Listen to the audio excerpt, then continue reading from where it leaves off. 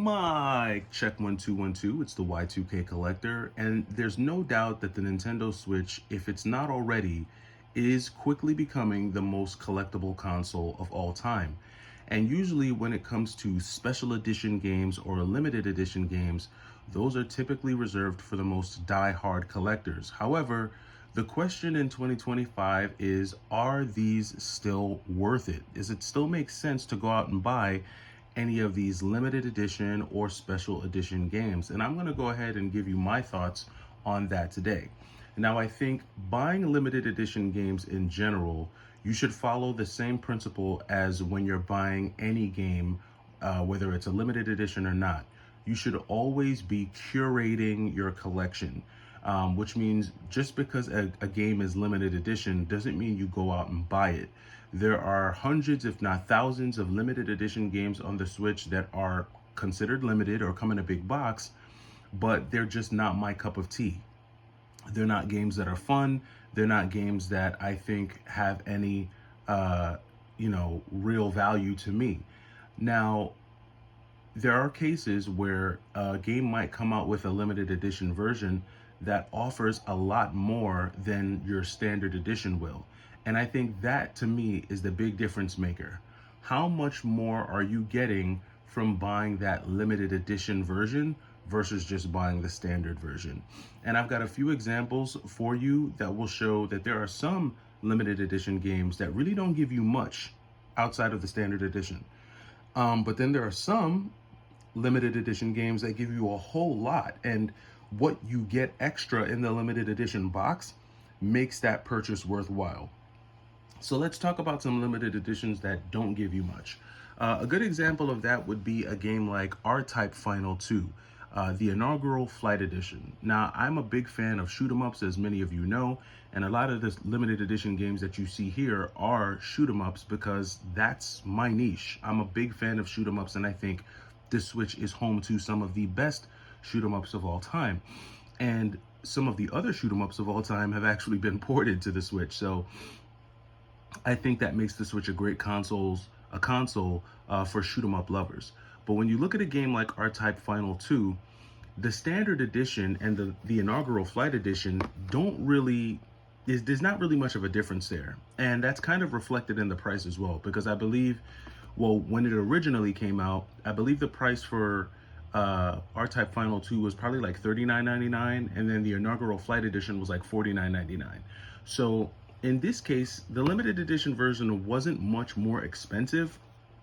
However, you didn't get really a whole lot more for your money. You got a soundtrack, you got, an art book, and you got like maybe a mini poster or something like that. And that's typically what you get in a lot of these limited edition games. You don't get a whole lot of bang for your buck. Soundtrack and art book are usually going to be your standard add-ins on most limited edition games. Or in some cases, you'll get like an expanded instruction book like what you see in the Messenger limited edition. Now, I have a first print of the Messenger limited edition. And I think one of the bigger things that will stand out is obviously going to be the different cover art. So you're going to get a different cover art on a limited edition version of the Messenger than you would on a standard edition. And there are going to be some extras that gets tossed in there. Now, sometimes those extras are actually tossed in the case, like the poster that you see there. You also get a card. I'm not going to take all of that out, but you also get an expanded instruction manual that comes inside the box. Now, to me, R-Type Final, it may be worth it to get the limited edition for R-Type Final because the price difference is nominal. It's like 10, maybe 15 bucks. But in the case of a game like the Messenger, this is a big difference, because the difference between buying the Messenger, standard edition versus the limited edition could be anywhere from $75 to $100. And so if you think an expanded instruction manual and a poster are worth an additional $100, then that's going to be your call to make. But if it were me, if I had to start over again and I wanted a first print edition of the Messenger, I might just go with a standard edition, because I don't know if I'd be willing to pay an additional $100+ just to get a instruction manual and a poster.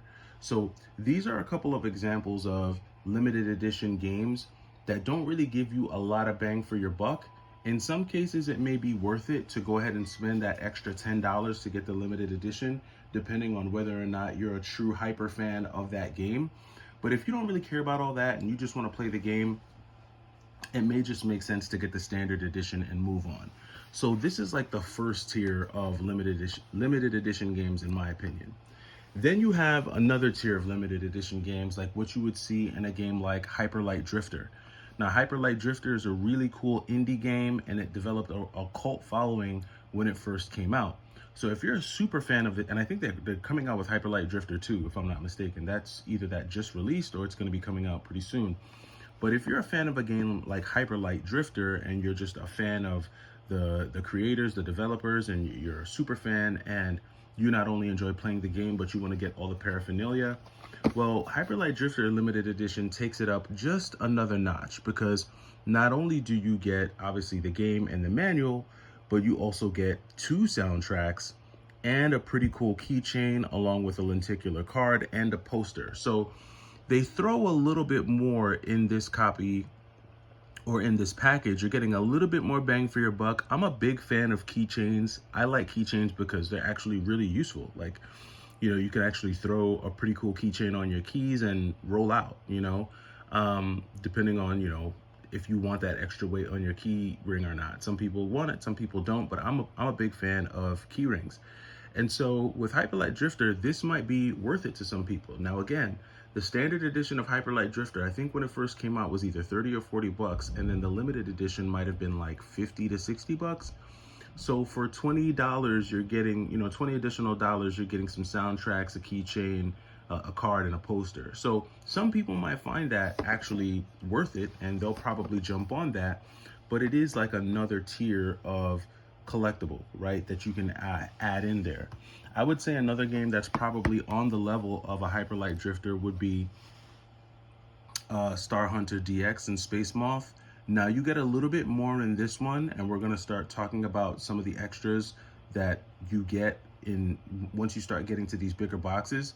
But I'm pretty sure, in addition to the art book and the stickers and the instruction manual and stuff, I do believe that you also get a die-cast replica of a spaceship, if I'm not mistaken, in Star Hunter DX. I had 2 copies of this, and I opened one copy, and I sold my open copy, and then I kept this copy. So it's been a while since I've actually gone through this. But I would say that what you get in this copy of Star Hunter DX and Space Moth, it's pretty comparable to what you get in Hyperlight Drifter. Just a few little extra knickknacks, keychain, stuff like that. I think games like this, like I'm a big fan of shoot 'em ups. This isn't a shoot 'em up. This is kind of like a top-down hack and slash style game. But for the games like this that I'm a big fan of, I will go that extra mile if I have the ability to get it at, MSRP. I'm not paying aftermarket price for any limited edition game for the Switch, and I really wouldn't recommend anyone do that at all. Unless, again, you're a hyper fan, a super fan of that game. I just personally wouldn't do it. But these are 2 really cool games that pack a little bit more punch. So this would be like the second tier of limited edition games. Then you have a third tier, which I'm gonna get to now, which is really, I would say that Soul Cresta would be the next tier of limited edition games. Now, this is a big box, right? But you're getting a lot in this big box. One of the things that you're getting, in addition to the game, and in addition to the manual and the art books and all that stuff, soundtracks, so on and so forth. In this one, I think you do get a figurine, like a figurine of a spaceship. And then in this one, you also get a mini arcade, which is really cool. I'm not sure how many of you have ever seen those like mini arcades where you can play the game. And I'm not sure if the mini arcade in this is playable or if it just lights up. It's been a while, because I had a couple copies of this as well. I bought one and sold one. Or rather, I opened one, played it, and then sold that copy and kept my sealed copy.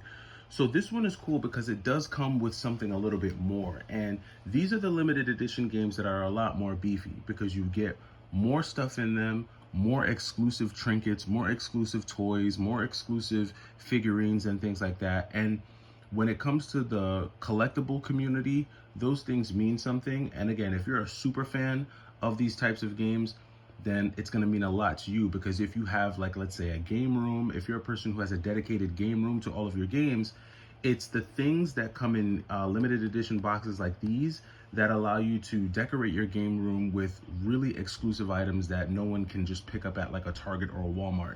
And I think that's probably the cool part about having this. This would be that next tier. I would say right along in that same tier would be games like Hunt Down Limited Edition, along with River City Girls Zero Ultimate Edition. Now, I put these two together because they really pack a punch in terms of what you're getting extra for the special edition. We'll start off with Hunt Down. In Hunt Down, you get a ton of stuff in this box. I am a mega fan of Hunt Down. In my opinion, Hunt Down is the best run and gun shooter on the Switch. Someone challenge me, let me know down in the comments if you think there's a game that's better than Hunt Down. But Hunt Down epitomizes the 90s run and gun genre. Everything from the corny dialogue, the voice acting in this game is probably some of the best I've heard of any game. Every character has their own snarky remarks. They have their own, when you take out enemies, they all have their cheesy little one-liners. All of the bosses have their own like cheesy one-liners. The music and the voice acting in this game is bar none. Weapon selection is also amazing. I like the fact that each character has their own kind of like melee attack, but they also have like their own bomb attack, for lack of better words. Like someone had, like, one of them throws knives, the other one throws kind of like a boomerang type thing, or not a boomerang, but it almost has the feeling of like the axe that's thrown in Castlevania that has that arcing, projectile feel to it. I'm doing a bad job of explaining it, but these characters have some great moves. But just getting back into what you get in the box, right? Not only do you get your basic art and stickers and stuff like that, you get patches, right? So each gang because you're basically 3 characters going through this city and you're taking down different gangs. Like each level you're battling a different gang. So in this game you get the gang patches, which are sick because you can actually put those patches on a jacket. You can put those patches on a book bag and wear them, so that's cool. You actually get an action figure in this as well. So, and the action figure is like, it's pretty good quality. Now the action figure can be any one of the 3 main characters that you have here.